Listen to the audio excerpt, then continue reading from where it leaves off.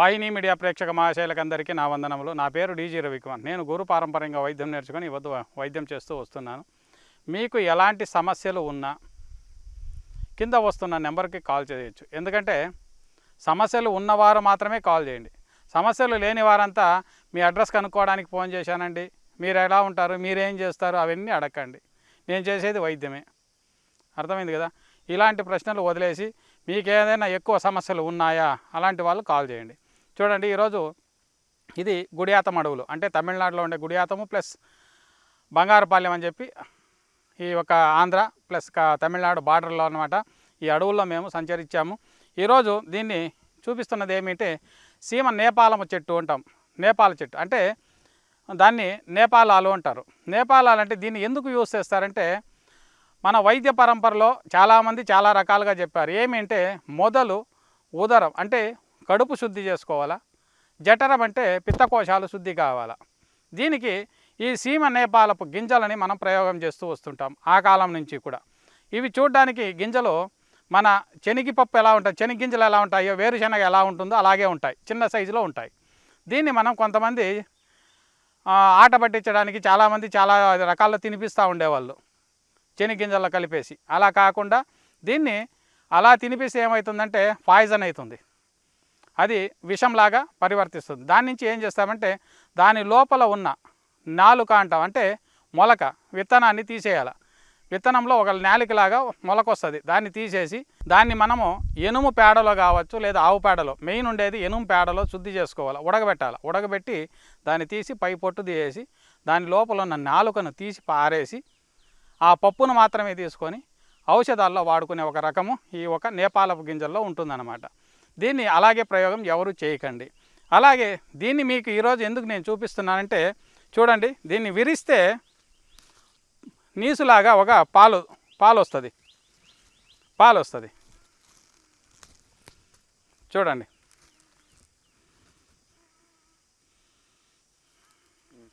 ఇది చూడండి, ఇలా పాలులాగా వస్తుంది. దీన్ని మనము ఏం చేయాలప్ప అంటే చూడండి, దీంట్లో కూడా ఉంటుంది. ఇది చూడండి, ఇలా రంగులు ఇచ్చామనుకోండి,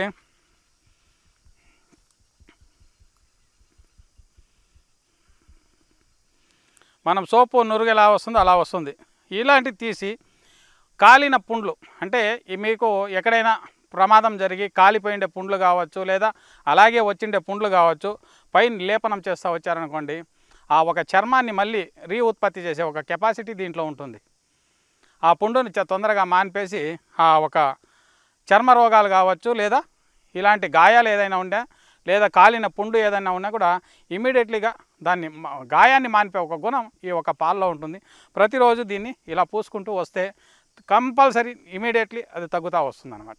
ఈ ఒక దీనికి వచ్చి రెండోది వచ్చి దీన్ని దంతధావనము అంటాం. అంటే మనకి పుచ్చు పళ్ళు కావచ్చు, పళ్ళు ఏదైనా ఉడివిడిగా ఉంటాయి, అంటే లూజ్గా ఉంటుంది, పళ్ళు పట్టింపు లేకుండా ఏమవుతుందంటే ఆడిస్తే షేక్ అవుతూ ఉంటాయి. అలాంటి దానికి ఈ ఒక పుల్ల దించుకొని చూడండి, ఇలా ఇంచుకొని మొత్తం తీసేసి దీంట్లో పళ్ళు కూడా తోముకుంటూ వచ్చారనుకోండి రోజు, కంపల్సరీ ఆ ఒక పళ్ళుకి బిగుంపు అనేది వస్తుంది, పట్టు అనేది వస్తుంది. ఇలాంటి సమస్య ఎవరికైనా ఉంటే ఈ ఒక దీని నుంచి మీరు కంపల్సరీ మీరు ఆ ఒక సమస్యని క్లియర్ చేసుకోవచ్చు. నేను ఇది చేస్తున్నాను.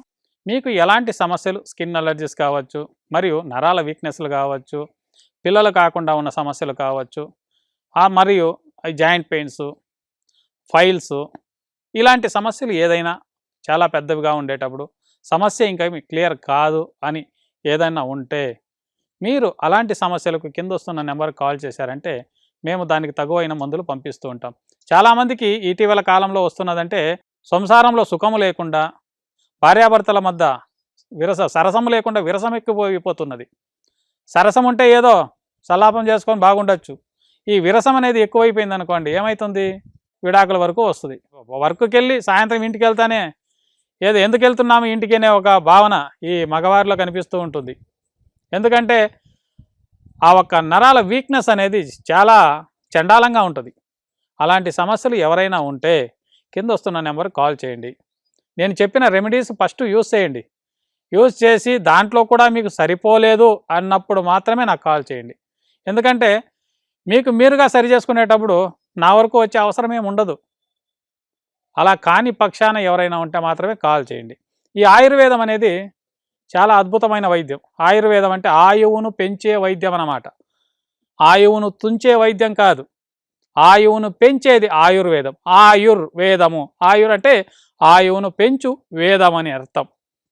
ఈ ఒక్క వైద్యం అనేది చాలా వరకు మన ఋషిమునులు ఇప్పటి కాదండి, తరతరాలుగా వచ్చినది, సాంప్రదాయబద్ధమైన వైద్యం ఇది.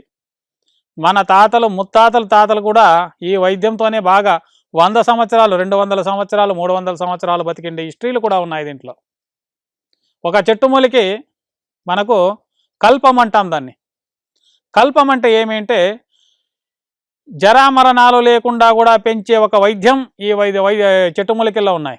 అంటే మరణమే లేకుండా చేసేట్ల ఒక గుణాలు ఈ చెట్టు మూలికల్లో ఉన్నాయి, అమృతం లాంటివి. ఆ చెట్టు మూలికలు ఇప్పుడు దొరకటం లేదు. కారణం ఏమంటే మ్యాక్సిమం అడవులకంతే అగ్గిపెట్టేస్తున్నారు.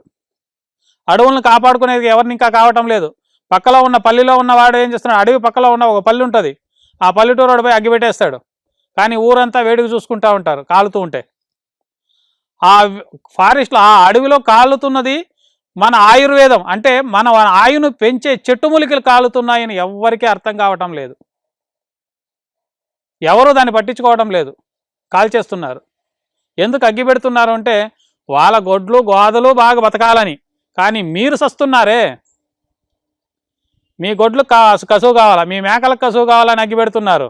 కానీ మీకు ఉన్న ఆయువుని అక్కడ తుంచుకుంటున్నారు. ఆ చెట్టు మూలికలు ఎప్పుడు పెరుగుతుంటాయో ఆ చెట్టు మూలికల అద్భుతాన్ని మీకు తెలిస్తే మీరు అలా పెట్టరు. ఆ అడవులకి అగ్గి పెట్టేదాన్ని వదిలేసి ఆ అడవులను కాపాడండి, ఆ సిరి సంపదను కాపాడండి.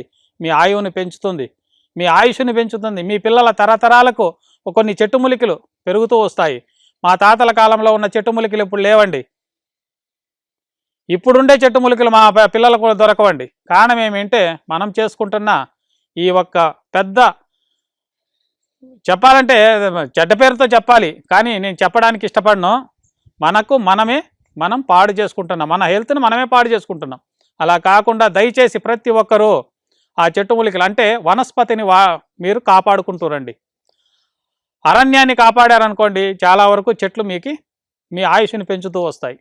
దయచేసి నేను చెప్పేది ఏమంటే ఆ ఒక అరణ్య ప్రదేశాలను ఎవరు కాపాడుకుంటూ వస్తారో వారి ఆయుష్ మీకు ఉండాదినే లెక్క. అలాంటి చెట్టు మూలికలు మన దీంట్లో గ్రంథాలలో ఉన్నాయి, ఋషిమునులు ఇచ్చారు. ఆ ఒక సంపదను కాపాడుకోవాల్సిందిగా కోరుకుంటున్నాను. నమస్కారం. అలా కాని పక్షాన మాకు మందులు పంపించమని చెప్పి మీరేమని అడిగితే దానికి సంబంధించిన మందులు మేము పంపిస్తాము. ఇన్ని దినాలు ఉంటుంది, అన్ని దినాల వరకు ఆ కోర్స్ చేశారనుకోండి కంపల్సరీ ఆ ఒక సమస్య నుంచి దూరం అవుతారని చెప్తూ